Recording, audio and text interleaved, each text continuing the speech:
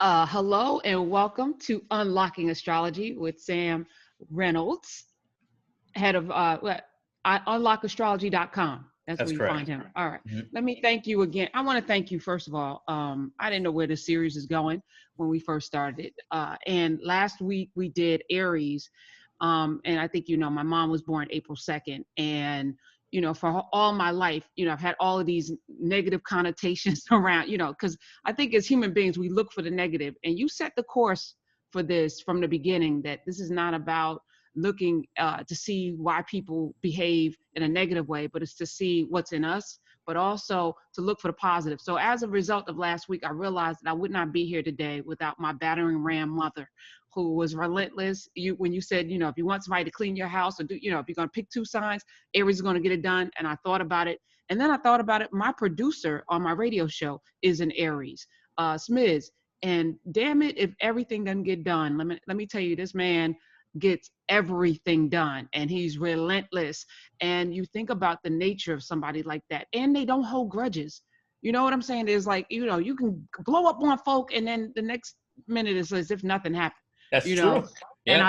I love that, because I'm not like that. Let me just say that. I'm going to remember things, and I'm working on that, because I know that that's not necessarily a good trait. But I think the opportunity here, during this series, looking at the stars, looking at our signs, those of you who are in it, don't believe in it, maybe, are thinking about whether or not this is something that's legit. I think there's an opportunity to do some real soul searching and to refine our character and refine the things in us that, don't let us show up as our best selves. And I think that's the Correct. goal. Hmm. So thank you, Samuel Thank Reynolds. you. Thank you for appreciating that. I mean, that's kind of been my journey, so it's good to kind of, and always going to be my journey on some level. As long as I'm doing astrology, there's more to see, there's more to realize, there's more to understand. So today, last week we did Aries, the first sign, and you talked about why. Hmm. Uh, Up next is mine, right? Yes. And I want to Toro. Toro, the bull.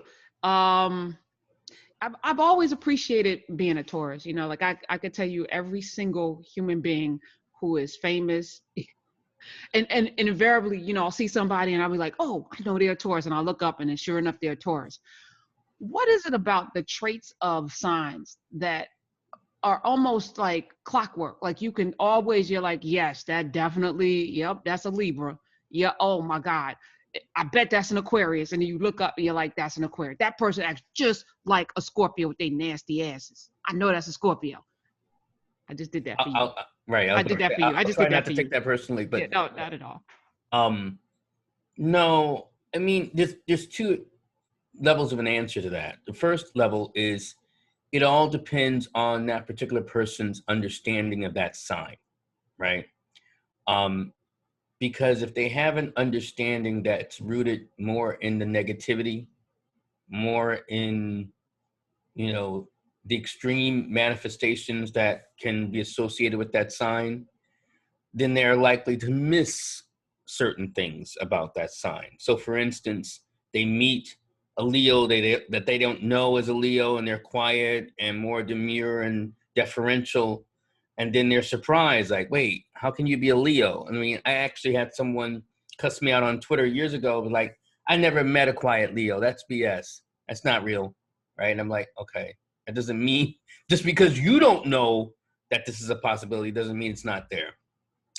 But then if you have more of a favorable inclination, as you might for Taurus, for example, and also more of an open mind related to that particular sign, you are more likely to kind of spot something about them and and get it, like a particular thing. Like I was watching The Pursuit of Happiness, and I'm blanking on the brother who was, not Will Smith, but I think he his was. name's Christopher. Hold on, I'll look it up really quickly. But go ahead, keep Um, talking. but I was looking at the movie and I had a similar moment that you were just talking about. I was like, oh, this dude has to be an Aquarian. Like, and I knew what, Will Smith was, but I was like, this dude's an Aquarian. And sure enough, he was an Aquarian. And it was just certain things I could recognize about his persistence, his idealism, how he was like pursuing the dream a certain way. And I'm not going to get too much into it because today is not about Aquarius. Right. Um, but I can register exactly what you're saying. The other thing that I think that's influential, though, to keep in mind, why I think there's a caveat in my voice, as you might hear, it's one thing for you as the individual outside of the sign to spot it, but sometimes people don't feel like they fit their sign. And so they don't have those quote unquote associated traits of that sign. You know, so for instance, part of my journey, people might remember, I didn't completely feel like a Scorpio. I mean, there was elements of me that are definitively Scorpionic, but it took really a Gemini to be like, yeah, no, you're a Scorpio. Just in case you were confused, I think you're a Scorpio. And then I went to an astrologer, and that's kind of what set me off and set me flowing. It's like, oh, no, yeah, you know, the sun was in Scorpio on the day and time you were born. So that's crazy. And his name is Chris Gardner. Thank you. Gardner. Mm-hmm. You know, I always look at it through, I started this understanding myself, right? So I know me, like I spend a lot of time with me. So I see me, when I see me show up in other people, I'm like, you know, so in basketball, there are two Taurians that I know that they're both Tauruses. Kevin Garnett, who is bombastic in your face. He's going to, you know, dunk on you, put his nuts on your head, and, you know, scream, cuss you out, you know, do some really irreverent things. And then there's Tim Duncan, who will quietly do the exact same thing. Mm-hmm. Now, I'm actually both. You know, in my real life, I'm more Tim Duncan, very methodical, plotting, quiet, don't spend a lot of time talking, believe it or not. You know, my outward self, you know, I can be drawn out to be more Kevin Garnett, but I'm definitely, I see me in both of them, you know, but people would look at them and see them as completely different personalities. And I see them completely the same. They're both Tauruses, and I see both of them. So anyway, that's kind of yeah. I mean, and that is true. I mean, like you may have, you can have a Leo like Bill Clinton, and then you can have a Leo like Barack Obama. But you can see also there's a similarity between both men, even though they've had very different lives. I don't see them differently. Okay, that's what I do. That's what I do. Right, but also one has been a lot more bombastic in a certain way and scandalous. So there's you don't know. You don't know whether Barack Obama's been scandalous. Okay, not yet, right? Well, I mean, we won't get too much into the Leos or Barack Obama, but you know, it'd be interesting to see what happens, what comes out in the wash some years later. But let's talk about Taurus. I mean, interestingly enough, I believe Bill Clinton does have a moon in Taurus, so I think there's that too. So one of the things, I'm going to start off with something that you said that's also fitting to you, because you have people who are, you know, followers of your show and your work. They're called Karen's Rebels, right? Karen Rebels, yeah. Yeah. Mm-hmm. Yeah. That really struck me because I was like, it goes along with something I discovered years ago that I didn't see in many books that talk about astrology. And this is why I say Taurus is one of the most radical signs of the Zodiac, right? And why I say that is I'm also being tongue-in-cheek about a particular word, which is radical, rather than just revolutionary. The key etymology of that word is radix, which is related to rooted. And so when we say they're radical, they're also rooted, but radical also has come to mean someone who overthrows and challenges and all these other things. Well, why? I mean, because rooted doesn't seem to be the same. Because it's going back to basics. It's going back to what's essential. It's going back to the earth, to some sense, what roots us. And so once a Taurus gets rooted and finds like something doesn't make sense, and I'll come back to that they're not going to move from that particular point, then they will not be moved. And that resistance to going along with the grain, to go against the grain, is what makes them radical. And how that came about in discovering that, because everyone always wants to make Taurus, it's like, no, they're the most, you know, if the bank, you know, is going to fail, you know, then Taurus is going to go down with the ship. That may not be true, right? It's going to be like, if the bank doesn't make sense, or it's kind of, you know, messing up people and all these other things, that's not necessarily what Taurus is going to be invested in. And I do mean that in terms of the sign, regardless of whether your sun is in Taurus, the moon is in Taurus, or your Taurus rising, right? So how does this break down in specific ways? How I discovered it, because Wait, people. wait. Before, let me just, I just wanted to jump in because, and this, I don't know whether this is germane to Taurus or just Karen, but the Karen Rebels I discovered when I was at the Daily News. I did a piece, I was on the editorial page, and I did an op-ed on them. They were two, there was a liberation army in Myanmar, which was Burma, used to be Burma, and they were, Christian rebels fighting against, the brutality that was happening in there, and they were led by two chain smoking like 8, 10, and 12-year-olds, right? And I fell in love with them, right? These two kids that were smoking cigarettes and like were the leaders of the Karen Liberation Army. And of course they have my name. So I leaned in and I wrote a piece about it. So when I started the radio show, it's not about me. It's about the liberation, and that the Karen rebels happen to be like real. That's brilliant. You can Google search it. They were real fighters against tyranny. So I just thought that was clever. I love and that. People went down that rabbit hole, they would find that. But I just wanted to make that. No, that's great. Because, people always say that the most radical, or then if we might by synonym say rebellious sign of the Zodiac is Aquarius. But when I looked up, who are the rebels and the revolutionaries in the Zodiac, they weren't listing a lot of Aquarians. They were listing moratorians. And people are like, come on. I'm like, okay. So Vladimir Lenin, Karl Marx, Malcolm X, Ho Chi Minh. Wait, Ho Chi Sigmund Minh? Freud. Yeah. Wait, Ho Chi Minh? Yeah. Okay. All right. Go ahead. Continue. Sigmund, I believe that's true. Sigmund Freud. John Brown. Oh, yeah. John Brown? Mm-hmm. Wow. So, and then Louis Farrakhan. I might include Saddam Hussein. And then the other guy. Yeah, the other guy. The other guy. People know who the other guy is. The other one that got deposed and killed himself. But these people are not, whether we want to acknowledge them, one way or the other and saying they were good or bad, they were not this picture of the bucolic, like the sensually overloaded Taurian picture that people often create. Like, no, I just want to be comfortable. There is that aspect of Taurus until they're uncomfortable. Then you're going to be uncomfortable. Right? They're not going to rest until. Wait. Oh my gosh. Listen, my motto is if you're bringing me trouble, everybody's going to be in trouble. Like that, my whole, like, oh, there's you bringing me problems, there's going to be problems for everybody. Like, right. I'm not suffering alone. So yeah, don't do it. And this is really like the bull. I mean, the bull can be out, chewing the cud, out minding its business until you become its business. And then, you do the red flag and whatever. And then it's like, I'm going to gore you because you won't leave me alone.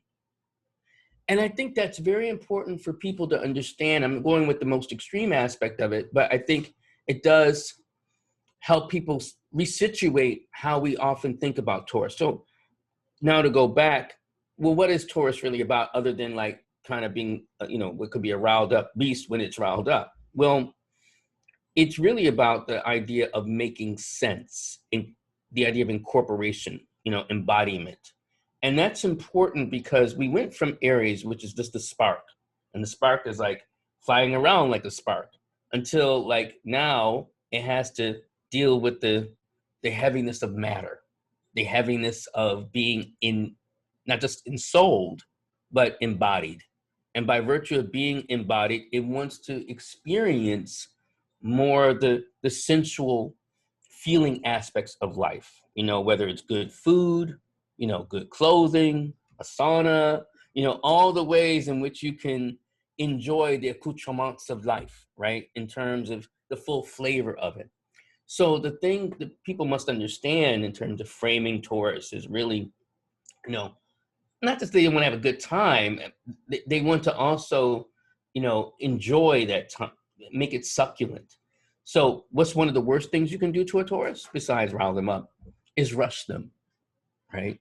Because They want to, again, enjoy and savor the flavor of things. I had to laugh, even though I didn't, laugh in retrospect. I listened to Janet Jackson's Pleasure Principle, right? And she's a Taurus. And I'm like, well, of course, Pleasure Principle was made famous by Sigmund Freud, yet another Taurus. And here she has a song, which was a hit, I guess now 20 years ago or more. That's also related to that. And they want to have that sense of pleasure and enjoying it. So, what's profound about that, even related to the earlier thing I said, is that, I want to, Taurus is like, I want to step into enjoying life, and that people should enjoy life because it's a sign of Venus after all. But when people disrupt that pleasure, then they go into their displeasure, which is going to become yours too, which is also a different aspect of Venus. One thing that's interesting about Venus, I want to talk about this because this has greater implications related to astrology. So just like I said, Aries is a sign of Mars. Taurus is a sign of Venus. And Venus has had a very interesting history in astrology throughout the world. So mostly we think about the feminine, the divine goddess, and things related to that: beauty, sex, love, art, culture, all the things that soften the array of that, which is definitively true. But there's another side of Venus that has also been seen in other parts of the world, like Mesoamerica and Sumeria, where she was also associated at a particular phase in relation to the sun, when she's a morning star, as related to war, as related to the need to kind of, defy. So one of the names for Venus classically, hold on to your hats for this, is Lucifer, right? So her name is Lucifer, which means morning star. So if anyone watched the show Lucifer on Netflix now, his name is Lucifer Morningstar, which is kind of repetitive. It's like Morningstar, Morningstar. Now, why is this important, and why am I talking about it this way? Because it kind of reflects a couple things that, one, Western culture has to come to re-acknowledge and acknowledge about the feminine, right? And I was talking about this with my students just yesterday, that, we often want to frame the feminine as, just related to love and more quote unquote ethereal things. So when I was talking to them about someone's chart and they said like, oh, well, Mars is related to sex. I'm like, why are you saying Mars is just related to sex and not Venus? Why are you not giving her that? Or related to lust, I should say. So like, why are you not ascribing even lust to Venus? Well, why was she? I was like, okay, let's break this down. Before we had the term sexually transmitted diseases, right, or phrase, it used to be venereal disease. And that comes from Veneris, which is who? Venus, right? So it's it's to recognize that, we can't disassociate the darker elements of Venus, which also then extends to Taurus, from the fundamental aspects of power. And when I say power, it's the full sensuality of being in one's element, in one's sense of authority. One of the things I also laugh about is people talk about, Scorpio related to power dynamics and whatever. But Niccolo Machiavelli was a Taurus, right? He wrote The Prince as a statement of the bare elements of power. The person who wrote, Robert Greene, who wrote the 48 Laws of Power, is a Taurus, right? So when we're talking about how you have power, it is related to being in your body, being sensual, and, being, as one Taurus said to me, being on your square, right? So it's knowing what your square is and kind of rooting yourself into it, which is a fundamental element of power that many people don't acknowledge or recognize. I'm so glad you brought that up, because there's been not an internal battle, and then I'm going to be a little personal right now. I always knew the potential for dominance that could go completely awry.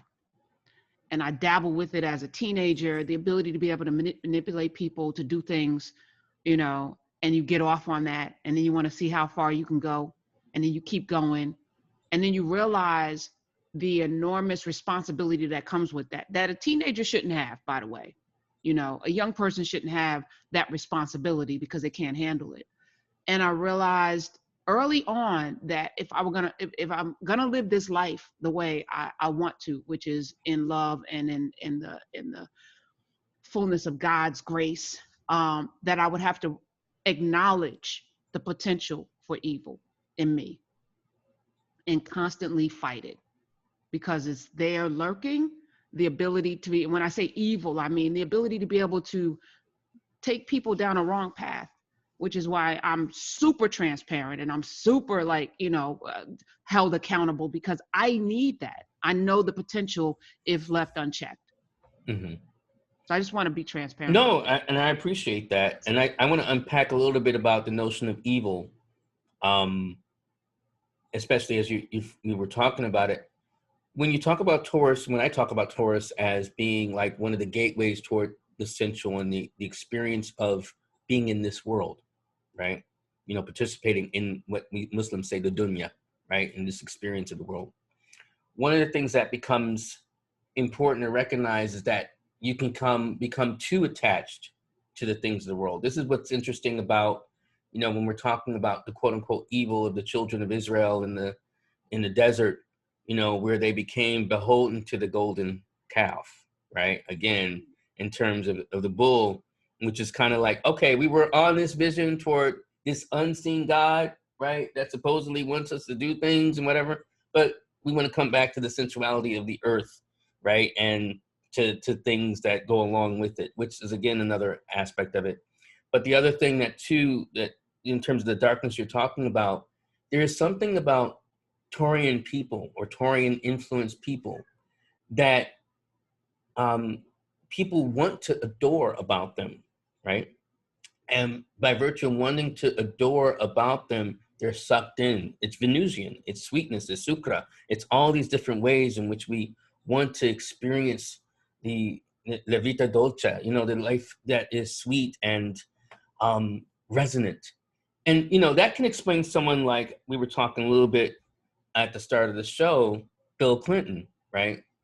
You know, he's a fascinating, you know, dude, you know, and what's fascinating about him, I've thought about over the years, you know, and I'm not trying to step in anyone's politics, but I'll say, like, I've been baffled sometimes, like, how is this dude still around? Like, you know, with as much, why are people still listening to him, right? And, you know, I mean, I know some people, because he had a mixed presidency. I mean, I'm not going to get too deep into the politics, but I will say this, and it's my opinion. No, I think he gutted the Democratic Party, right? And the Democratic Party has never found itself since, right? In terms of, you know, it went more toward the center, and it's never kind of come back to any sense that may have been its values beforehand. So I do lay that at his doorstep. And I think why I think that's important is, like, now we've seen the fallout, you know, 30 years later related to his presidency, and including the extension into this current one. We won't say too much about that just yet, because he has a moon in Taurus, by the way, Biden. So that's another thing that's interesting, which is why he's prone to saying some really crazy things. Well, he also has a Sag rising that helps with that, but also it's his staying power, right? Okay. And then also I'll come back to it, which is why you can't really underestimate him. You know, you have to be careful with underestimating Taurians. And I'll come back to that. But just to finish with Clinton, what I was saying, people still love him. You know, and I think that's some measure of the Taurus. You know, despite what happened in history, I'm still amazed that people love Hitler. I'm like, I mean, like, how? Like I mean, and I'm not just talking about the man's politics, his ideology. It's like he lost and ended up killing himself in a bunker, right? He wasn't on any battlefield. Like, his whole rise makes no sense. His whole thing was about an Aryan race of people who were blonde, Nordic, tall. He was short, dark, might have been Jewish. Might have been. Ugly, not very attractive, little weird mustache, weird weird person. He was a vegan who didn't drink. He had all, like it was But here's the weird. thing, that's the power of Taurus, and since because one of the things that also historians document, and you can see it in his speeches, even though I don't speak German, the man had a certain visceral power and also could be, when he needed to be, charming, right? That's something that's also been documented. And then, just for people who haven't listened, I would encourage you just to watch his speeches, even if you don't, speak German or whatever. He always started off very, soft-spoken, blah, blah, blah, to lure people in. And by the time that he got to his end of the speech, it was like, that Deutschland, and it's the power. Now, I'm not making a direct comparison in terms of politics, but you watch someone, a Taurus like Malcolm X, right? And it's also the same level of power that is imbued not just into the words, but how he embodies what he feels and how it comes through. Similar that you might see with Louis Farrakhan, despite how people feel about his politics. And the other thing I'll say about the earth signs, particularly about Taurus and Capricorn, you ain't gonna make them go somewhere. And I know how cancel culture works and how we arrange, and I see, I won't say both sides of it, because I am more on the side that it's for the people. Cancel culture is for the people. Whatever people call cancel culture, it's the people finally having a voice about people who are trying to impact them, right? That's my opinion on it, rather than saying like, it's just destroying people's lives. Some people's lives probably needed their lives destroyed a long time ago, right? And that's kind of been the issue. Anyway, so going back to like say Farrakhan, people want to cancel him. I'm like, you're not going to cancel him. He's not going to go away because of you or, the power you perceive having, which is interesting. Like, and now I want to talk about what I said about Joe Biden with his moon and Taurus. He was not my candidate. I'll just say that, and just in full transparency. I used to on Twitter, say, "Go home, Joe," right? Like it's past your time, your bedtime, whatever. But one of the things I've learned from watching his presidency and then also thinking more about his chart, I was like, that man kind of just usurped. Like when he won North Carolina, and everyone thought like, well, he put the nail in the coffin, he's done, and then suddenly he wins the primaries, like a shoo-in. In terms of that diligence. And then he also won the presidency, as far as we know, right? Let's talking on wood for today, but I think it is a fait accompli. I guess the key thing to see is that there's a steadfastness, there's a perseverance. I even think, even though we don't have a documented full time or date, even for the Prophet Muhammad, sallallahu alaihi wasallam, I also think he's a Taurus, right? Just in terms of, well, one, he was very particular and he was very much about his hygiene. A lot of people don't know that. I mean, like in terms of, the washing and different things that were implemented in the desert for Bedouins, right? For Arabs, the washing every time you pray 5 times a day and all these other things. That sounds Taurian to me, because Taurians are not going to live the ashy life, right? In terms, again, being embodied, taking care of the body. One of the things to be careful, though, is for Taurians not to do too much of that, right? Because then, like, I love me some cakes, especially for Black people. Overindulgence. Yeah. Yeah, with diabetics. It's like Luther Vandross, yeah. Little Luther, big Luther.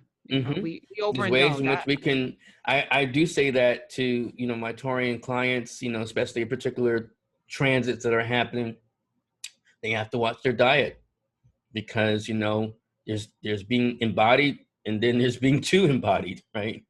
Too much body, yes. Yeah, too much body. Thank you. That's a better way to put it. So, yeah, that's kind of, the thing to know and see the depth of Taurus. And that's another thing that's also not properly appreciated, is not just in terms of the thinking. That, it might be a good point. Because when I talk about embodiment and I talk about being slow, when I say slow, because I would read these different astrology books, and they would make Taurians, I don't know if you read them, sound like, developmentally delayed, right? Well, okay, I'm glad you're not read it. I've read that, where they say like, oh, they're slow, slow to comprehend and blah, blah. And I'm like, that's not what's happening. Some of my best students are Taurians for a very clear reason.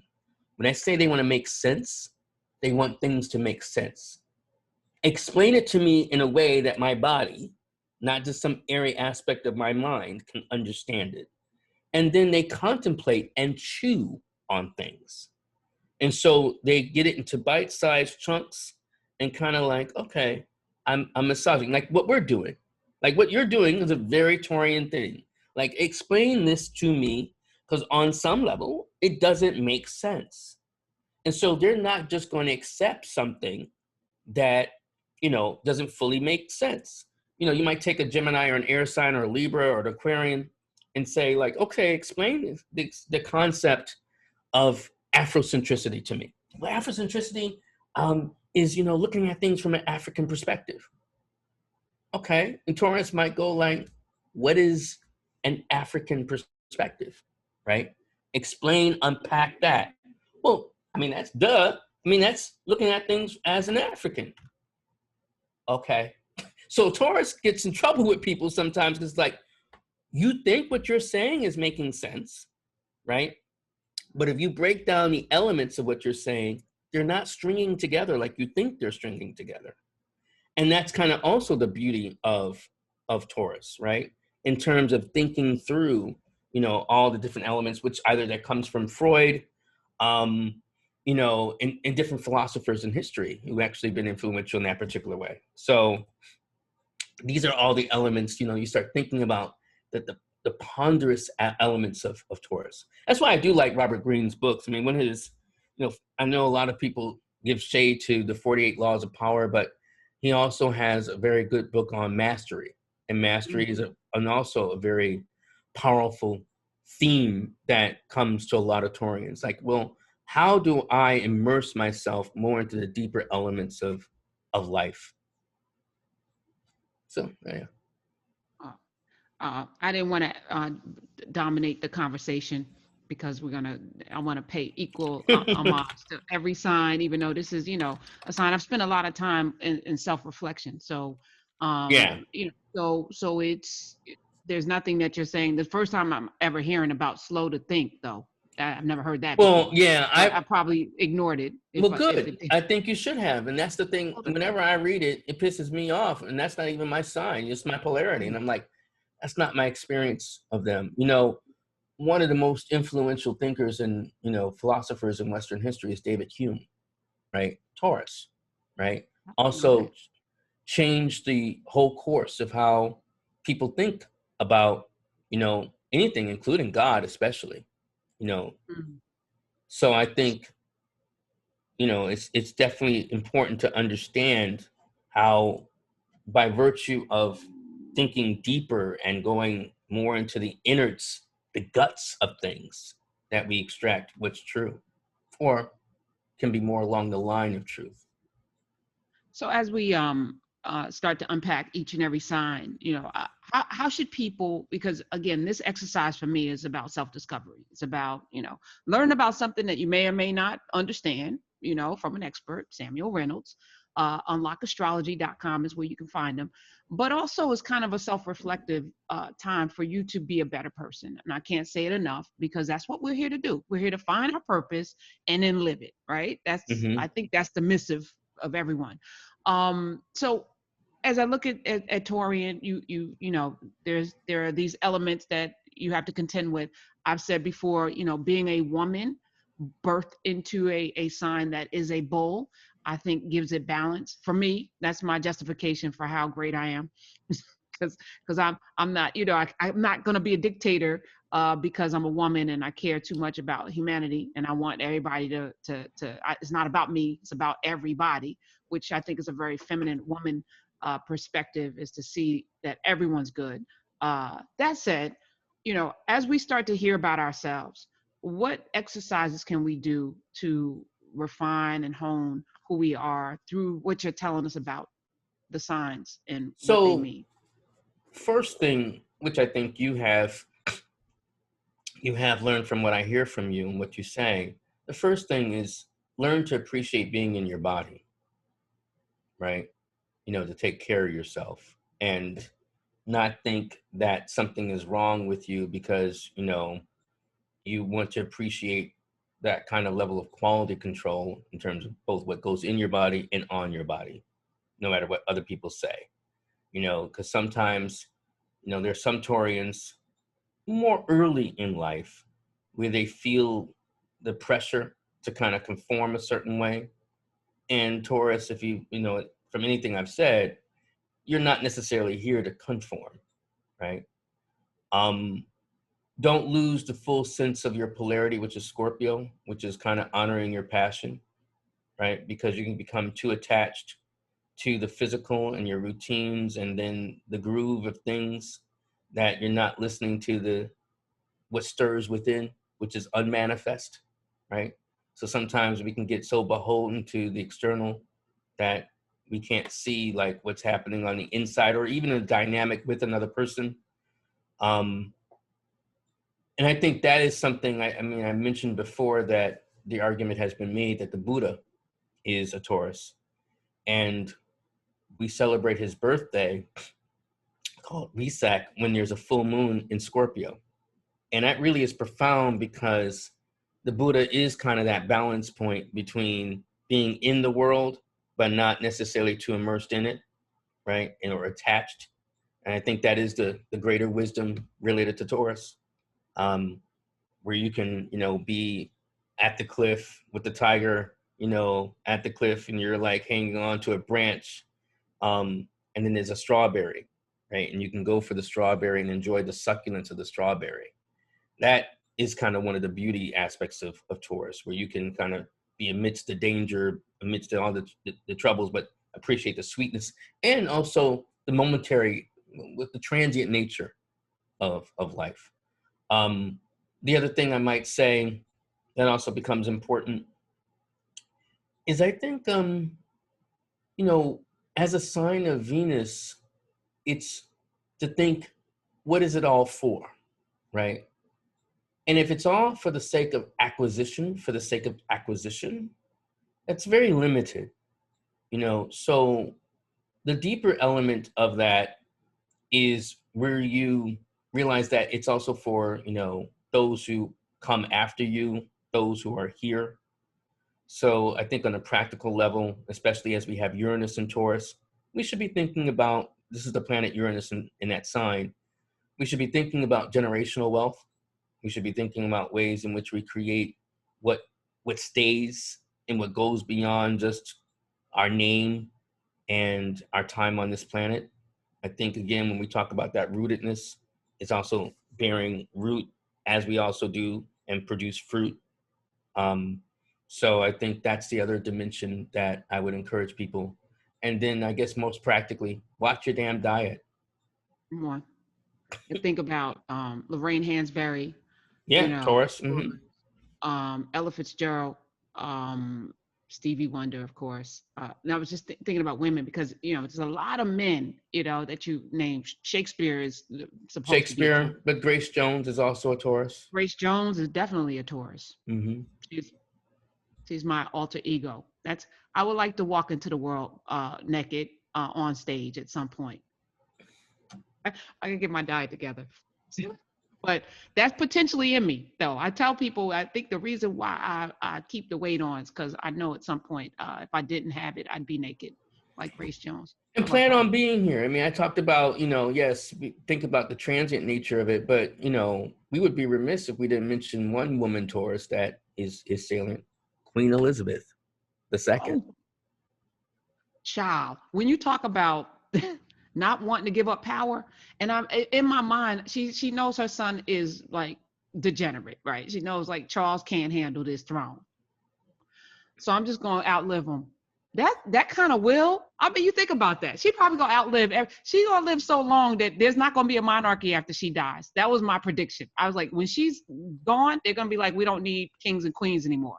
I think that's what she's holding on so she could be the last monarch, which is crazy. Are you watching The Crown? No, I'm not, but I hear about it. I hear a lot about it. Yeah, I tapped out this season, but and the thing that trips me out, I mean, I'm losing sight of how old she is. I think she's in her 90s or whatever. Her 90s. The thing that trips me out is she still looks, I mean, I hate to use this word because it's always associated with old people, but she's spry. She's driving that, when she was driving that car and she gave that face, I was just like, oh, wait, she's driving, one. Two, which no one's going to stop driving, stop the queen from driving. But two, looks like she still can whip. And she was like, what y'all doing? Wait, what? Go away. I'm like, wow. Whereas her, her husband, her consort, I'm kind of like, I know this is rude, but are you at death's door? Like, you look like, I don't know, Nosferatu, kind of like, like, what's going on with you? But she looks still good. Yeah. She could go another few decades, maybe. I'm like, I don't know, but inshallah. But yeah, actually, per what you're saying, I mean, like, and what's interesting, he's a Scorpio, Charles, waiting in the wings. She might skip him, which they can do. She might say, I'll pass it on to William, right? Because it's like, Charles, Yeah, he was never up for it. She knew that, though. She was like, I'm just going to have to keep living. What the hell is that? I feel that's it the in will. me. That's the will of Taurus. I feel it. I promise you, I feel that in me.